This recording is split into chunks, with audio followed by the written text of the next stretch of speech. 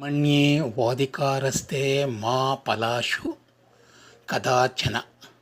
ಈ ಭಗವಂತ ಶ್ರೀಕೃಷ್ಣನ ವಾಕ್ಯ ನಮ್ಮನ್ನು ವೈಜ್ಞಾನಿಕ ಚಿಂತನೆ ಕಡೆಗೆ ಕರೆದೊಯ್ಯುತ್ತದೆಯೇ? ಖಂಡಿತ. ಹೇಗೆ ಎಂಬುದನ್ನು ವಿಶ್ಲೇಷಿಸೋಣ ಬನ್ನಿ. ಭಗವದ್ಗೀತೆಯ 2ನೇ ಅಧ್ಯಾಯ ಸಾಂಖ್ಯ ಯೋಗದಲ್ಲಿ ಕರ್ಮಣ್ಯೇ ವಾದಿಕಾರಸ್ತೆ ಮಾ ಫಲೇಶು ಕದಾಚನ ಎಂಬ ಶ್ರೀಕೃಷ್ಣನ ಬೋಧನಾ ವಾಕ್ಯ ಬಂದಿದೆ. ಈ ವಾಕ್ಯದ ಅರ್ಥ ಇಂತಿದೆ: ನಿನ್ನ ಹಕ್ಕು ಕರ್ಮ ಮಾಡುವುದಕ್ಕೆ ಮಾತ್ರವೇ ಇರುತ್ತದೆ. ಪ್ರತಿಫಲ ಕೇಳುವ ಹಕ್ಕು ಎಂದಿಗೂ ಇರುವುದಿಲ್ಲ. ಅಂದರೆ ಇದು ಜೀತ ಪದ್ಧತಿಯನ್ನು ಪ್ರತಿಪಾದಿಸುತ್ತಿದೆಯೇ? ಖಂಡಿತ ಇಲ್ಲ. ಇದರ ಸನ್ನಿವೇಶ ಇಂತಿದೆ. ಭಗವದ್ಗೀತೆಯ ಎರಡನೇ ಅಧ್ಯಾಯದ ಪ್ರಾರಂಭದಲ್ಲಿ ಅರ್ಜುನನ ಸೋತು ಸೊರಗಿದ ಬಳಲಿ ಬೆಂಡಾದ ನಿರ್ವೀಣ್ಯದ ಕಥೆಯು ಒಂದಿಷ್ಟು ಮುಂದುವರಿಯುತ್ತದೆ. ಬಿಲ್ಲು ಬಾಣಗಳನ್ನು ಕೆಳಕ್ಕೆಸೆದು ಶೋಕದಲ್ಲಿ ಮುಳುಗಿ ಸುಮ್ಮನೆ ರಣಾಂಗಣದಲ್ಲಿ ಕೈಕಟ್ಟಿ ಕುಳಿತು ಬಿಟ್ಟ ಅರ್ಜುನ. ಆಗ ಶ್ರೀಕೃಷ್ಣನು ಅರ್ಜುನನ ಈ ನಡೆಗೆ ಆಕ್ಷೇಪಿಸಿದ. ಬೈದು ಬುದ್ಧಿ ಹೇಳತೊಡಗಿದ. ಅರ್ಜುನ, ನಿನಗೇನು ಈಗ ಇಲ್ಲಿ ಈ ಮನೋದೌರ್ಬಲ್ಯ ಬಂತು? ನಿನ್ನ ನಡತೆ ಆರ್ಯನಾದವನಿಗೆ ತಕ್ಕದ್ದಲ್ಲ. ಈ ನಿನ್ನ ಪೌರುಷಹೀನ ಮಾತುಗಳಿಂದ ನಿನಗೆ ಅಪಕೀರ್ತಿ ಬರುತ್ತದೆ, ಸ್ವರ್ಗ ಪ್ರಾಪ್ತಿಯೂ ಸಿಗದು. ನಿನ್ನೀ ಹೇಡಿತನವನ್ನು ಬಿಟ್ಟು ಬಿಡು, ಎದೆಗುಂದದೆ ಯುದ್ಧಕ್ಕೆ ಎದ್ದು ನಿಲ್ಲು.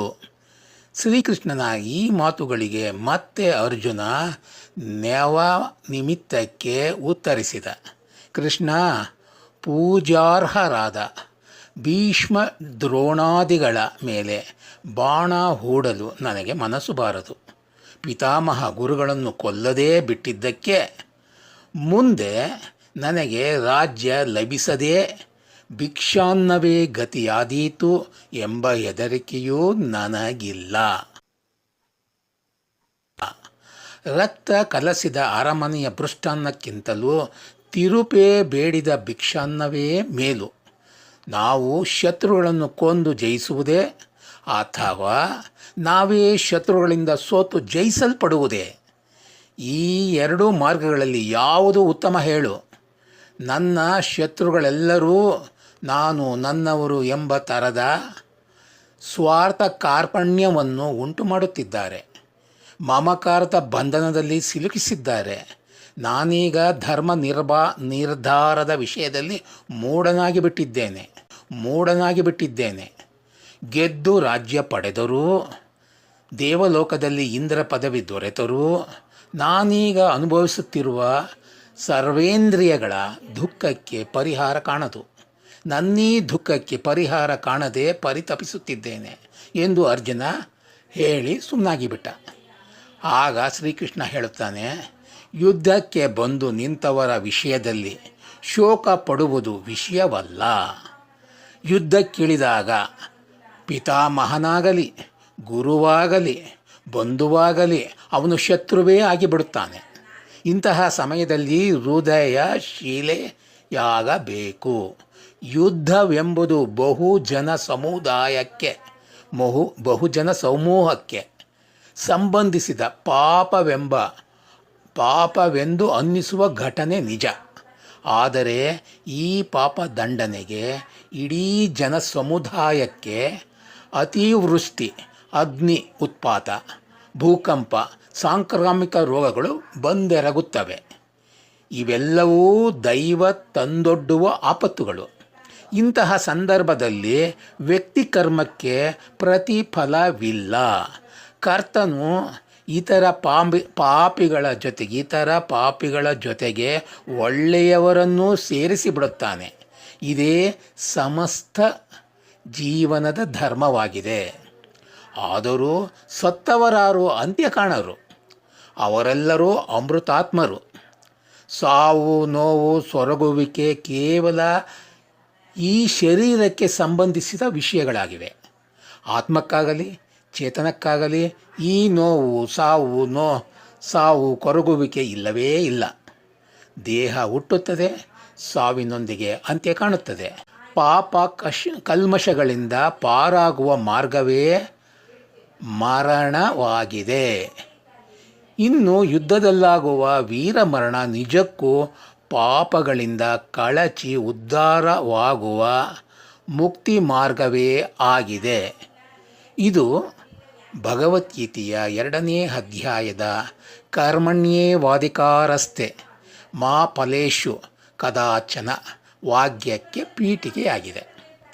ಈ ವಾಕ್ಯವನ್ನು ಭಾವನಾತ್ಮಕ ಚಿಂತನೆಗೆ ಬದಲಾಗಿ ಭಗವದ್ಗೀತೆ ಬರೆಯಲ್ಪಟ್ಟ ಕಾಲದ ಐತಿಹಾಸಿಕ ಚಿಂತನೆಗಳೊಂದಿಗೆ ಹೋಲಿಸಿ ನೋಡೋಣ ಬನ್ನಿ. ಭಗವದ್ಗೀತೆಯ 2ನೇ ಅಧ್ಯಾಯ ಸಾಂಖ್ಯ ದರ್ಶನದ ಹಿನ್ನೆಲೆಯಲ್ಲೇ ಅಹಿಂಸಾವಾದಿ ಬುದ್ಧನು ತನ್ನ ಶೂನ್ಯವಾದವನ್ನು ಭಗವದ್ಗೀತೆ ಬರೆಯಲ್ಪಟ್ಟ ಕಾಲಕ್ಕೆ 300 ವರ್ಷಗಳ ಹಿಂದೆಯೇ ಪ್ರತಿಪಾದಿಸಿದವನಾಗಿದ್ದಾನೆ. ಅಷ್ಟೇ ಅಲ್ಲ, ಸಾಂಖ್ಯರಿಗೂ ಗ್ರೀಕ್ನ ತತ್ವಜ್ಞಾನಿ ಥಾಲಿಸ್ನ ಚಿಂತನೆಗೂ ಸಾಕಷ್ಟು ಸಾಮ್ಯತೆ ಇದೆ. ಸಾಂಖ್ಯ ದರ್ಶನದ ಪ್ರವರ್ತಕನೆಂದೇ ಪರಿಭಾವಿಸಲಾಗುವ ಕಪಿಲ ಋಷಿಯು ನಿಜಕ್ಕೂ ವೇದ ವಿಕಾಸ ಕಾಲದವನಾಗಿದ್ದನು. ಈ ಕಪಿಲನ ಭೌತಿಕ ಸಿದ್ಧಾಂತದಿಂದ ಪ್ರೇರಿತಗೊಂಡೇ ಬುದ್ಧನ ಶೂನ್ಯವಾದ ಸಿದ್ಧಾಂತ ಪ್ರತಿಪಾದಿಸಲ್ಪಟ್ಟಿದೆ. ಈ ಕಪಿಲ ಋಷಿಯ ಶಿಷ್ಯನೇ ಅಸುರಿ ಆಗಿದ್ದಾನೆ. ಈ ಅಸುರಿಯೇ ಪ್ರಪ್ರಥಮ ಬಾರಿಗೆ ಭಾರತೀಯ ತತ್ವಶಾಸ್ತ್ರಕ್ಕೆ ಸಾಂಖ್ಯ ತತ್ವವನ್ನು ಸೇರಿಸಿದವನೂ ಆಗಿದ್ದಾನೆ ಎಂದು ನಂಬಲಾಗಿದೆ. ಈ ಸಾಂಖ್ಯ ತತ್ವ ಪ್ರತಿಪಾದನೆ ನಡೆಯುತ್ತಿದ್ದ ಪೂರ್ವದಲ್ಲಿ ಯಜ್ಞಶಾಸ್ತ್ರ ಪ್ರವೀಣ ಶುಕ್ಲ ಯಜುರ್ವೇದದ ದ್ರಾಷ್ಟಾರ ಯಾಜ್ಞವಲ್ಕ್ಯನು ಕಾಣಬರುತ್ತಾನೆ. ಕಪಿಲ ಮತ್ತು ಅವನ ಶಿಷ್ಯ ಅಸುರಿ ಅವರ ಕಾಲವನ್ನು ಕ್ರಿಸ್ತಪೂರ್ವ 6ರಿಂದ 7 ಎಂದು ತೀರ್ಮಾನಿಸಿದ್ದಾರೆ. ಯಾಜ್ಞವಲ್ಕ್ಯನ ಕಾಲವನ್ನು ಇನ್ನೂ 1 ಶತಮಾನದ ಹಿಂದಕ್ಕೆ ತೆಗೆದುಕೊಂಡು ಹೋಗಲಾಗುತ್ತದೆ. ಈ ಯಾಜ್ಞವಲ್ಕ್ಯನು ಕ್ರಿಸ್ತಪೂರ್ವ 8-7ನೇ ಶತಮಾನದಲ್ಲಿ ಜೀವಿಸಿದ್ದನೆಂದು ನಂಬಲಾಗಿದೆ. ಒಟ್ಟಾರೆ ಇವರೆಲ್ಲರೂ ವೇದ ವಿಕಾಸ ಕಾಲದವರೆಂದು ನಂಬಲಾಗಿದೆ. ಯಾಜ್ಞವಲ್ಕ್ಯನು ಕರ್ಮಕಾಂಡವನ್ನು ಎತ್ತಿ ಹಿಡಿದಿದ್ದರೆ ಸಾಂಖ್ಯ ದರ್ಶನವು ವೈಜ್ಞಾನಿಕ ರೀತಿಯ ಭೌತ ಸಿದ್ಧಾಂತಗಳನ್ನು ಪ್ರತಿಪಾದಿಸುವ ಜ್ಞಾನಕಾಂಡವನ್ನು ಎತ್ತಿ ಹಿಡಿಯುವಂತಹದ್ದಾಗಿದೆ. ಸ್ವಾರಸ್ಯ ಸಂಗತಿ ಏನೆಂದರೆ, ಋಗ್ವೇದದಲ್ಲಿ ಈ ಕಪಿಲ ಋಷಿಯ ಪ್ರಸ್ತಾಪ ಇದೆ. 14ನೇ ಶತಮಾನದ ವಿಜಯನಗರದಲ್ಲಿದ್ದ ಸಾಯಣರೂ ಸಹ ಕಪಿಲರನ್ನು ಒಬ್ಬ ವೇದ ಕಾಲದ ಋಷಿ ಎಂದೇ ವ್ಯಾಖ್ಯಾನಿಸಿದ್ದಾರೆ. ಈ ಕಪಿಲ ಋಷಿಯ ಹೆಸರನ್ನು ಹೊಂದಿದ ಅನೇಕ ಪುಣ್ಯ ಸ್ಥಳಗಳು, ನದಿಗಳ ಹೆಸರುಗಳು ನಮ್ಮ ಭಾರತದಾದ್ಯಂತ ಕಂಗೊಳಿಸಿವೆ. ಅಷ್ಟೇ ಅಲ್ಲ, ಭಗವದ್ಗೀತೆಯಲ್ಲಿ ಕೃಷ್ಣನು ತನ್ನನ್ನು ಕಪಿಲನಿಗೆ ಹೋಲಿಸಿಕೊಂಡು ಬಿಟ್ಟಿದ್ದಾನೆ. ಹೌದು, ಭಗವದ್ಗೀತೆಯ ಅಧ್ಯಾಯ 10 ವಿಭೂತಿ ಯೋಗದಲ್ಲಿ ಶ್ಲೋಕ 26ರಲ್ಲಿ ಪರಮಾತ್ಮನ ದಿವ್ಯತೆಯ ಬಹು ಸ್ವರೂಪಗಳ ಹೇಳಿಕೆಯಲ್ಲಿ ಶ್ರೇಷ್ಠತೆಗಳೆಲ್ಲವೂ ತಾನೇ ಎಂಬಂತೆ ಶ್ರೀಕೃಷ್ಣನು ಹೇಳಿಕೊಂಡಿದ್ದಾನೆ. ಆ ಶ್ರೇಷ್ಠತೆಯ ಹೇಳಿಕೆಯಲ್ಲಿ ಸಾಂಖ್ಯವೆಂಬ ಸಂಖ್ಯಾಶಾಸ್ತ್ರದ ಭೌತಿಕ ಸಿದ್ಧಾಂತವನ್ನು ಪ್ರವರ್ಧನೆಗೆ ತಂದ ಕಪಿಲ ಋಷಿಗೆ ತನ್ನನ್ನು ತಾನೇ ಶ್ರೀಕೃಷ್ಣನು ಹೋಲಿಸಿಕೊಂಡು ಬಿಟ್ಟಿದ್ದಾನೆ. ಸಾಂಖ್ಯ ಎಂಬ ಹೆಸರಿನ ಹಿನ್ನೆಲೆ ಇಂತಿದೆ. ಈ ಪ್ರಪಂಚದ ಸೃಷ್ಟಿಗೆ ಕಾರಣಭೂತವಾಗಿರುವ ಭೌತಿಕ ಸ್ವರೂಪದ ವಸ್ತುಗಳನ್ನು ಸಂಖ್ಯೆಯಲ್ಲಿ ವಿಂಗಡಿಸಿ ವಿಶ್ಲೇಷಿಸುವ ಸಾಂಕೇತಿಕ ಪದವಾಗಿದೆ ಸಾಂಖ್ಯ ಎಂಬ ಪದ. ಸಾಂಖ್ಯರು 24 ತತ್ವಗಳಿಂದ ಈ ವಿಶ್ವವು ಸೃಷ್ಟಿಗೊಂಡಿತು ಎನ್ನುತ್ತಾರೆ.